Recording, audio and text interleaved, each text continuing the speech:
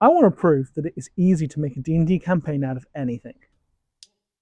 A couple of days ago, I headed down to my local game store on Magic Night, and I picked up a few magic boosties. We're going to take these boosters, randomly picking which booster we open, and then from there, I'm going to have to come up with an element of a D&D campaign. So, who's the big bad guy? What's the challenges the players face? What's their first session like? Simple. So, first of all, our big bad evil guy.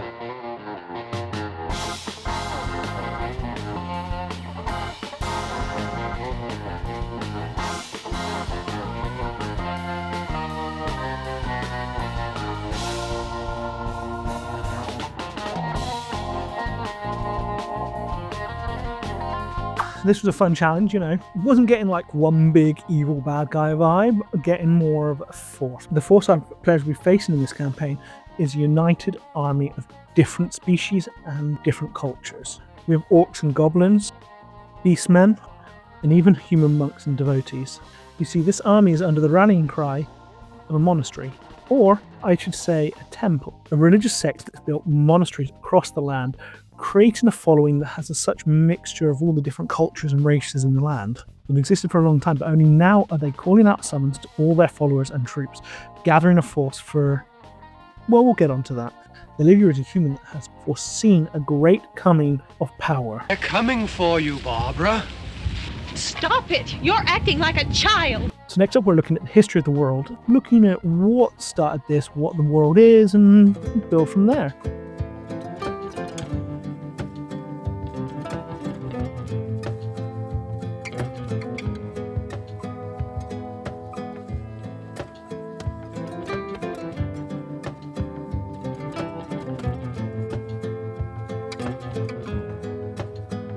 I suspected some big horror vibes with Duskmourn, but I kind of like this. So, first of all, I'm picturing a beautiful, lush, green planet. I feel like maybe a few exotic plants and things, but very greenery. This green paradise is disrupted when an unidentified ship appears on the horizon, and its appearance triggers a fear and growing terror in the population. During this, people begin to vanish, and people start to blame it on the strange ship that just remains there. No one ever is able to go in or explore it. It's just there.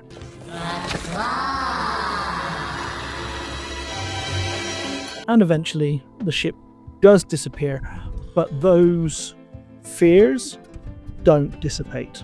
I'm shaking in my custom baby seal leather boots. In fact, this kind of atmosphere of disappearances begins to grow a feeling of violence, and the darkness spreads across the land. This fear and terror begins to spawn creatures that are dangerous and unsavory. In it, it creates a society that is filled with dread and filled with terror, all at this unknown force. Next up, we've got Session 1. This is how our campaign starts, where our players come into it and where everything kicks off.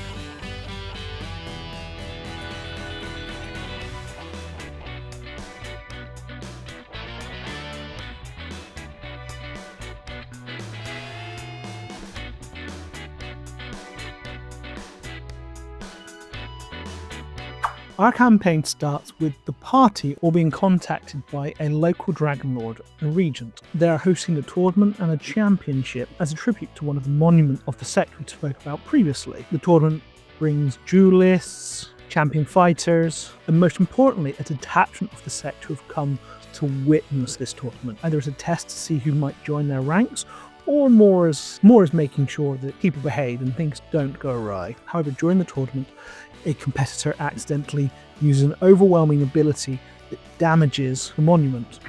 It's over 9,000! Not only does this upset the sect, but breaking the monument seems to break some sort of protection in the area, which allows these twisted monsters that now roam the land to break in and attack the people.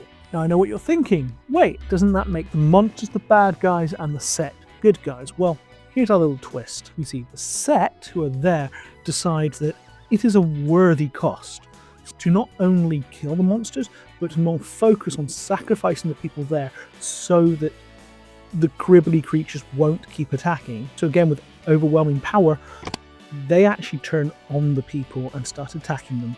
The party managed to escape and survive, but it certainly leaves questions over this set. Now here's the fun part. Here's where we bring it all together, and some of the threads we've opened up early on we can kind of close and decide where everything's heading. Obviously, we're not going to decide the whole story. That's for the players to decide.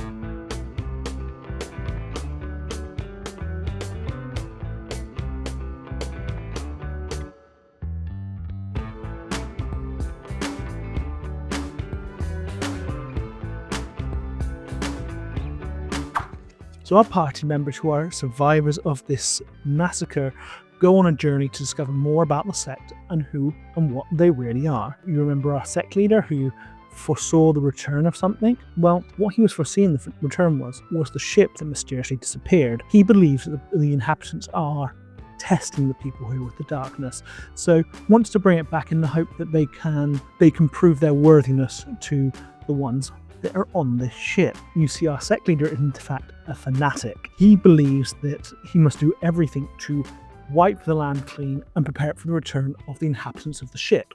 The party investigate the monuments and learn they are actually gateways to the realm that these, for lack of a better word, aliens come from. Our party members enter this strange world of the other creatures. There they discover that these creatures are actually developing these weird monsters that have come to the world and are actually trapping the monsters on the mortal plane as a sort of experiment. They fight the leader of the sect and his army on this other plane as they try and capture the party and drag them back to the mortal world so they can get rid of them. However, these aliens / other beings approve of the sect leader's work, and so mutate him and change him into one of their own, a disastrous overlord that can rule over the mortal realm in their stead.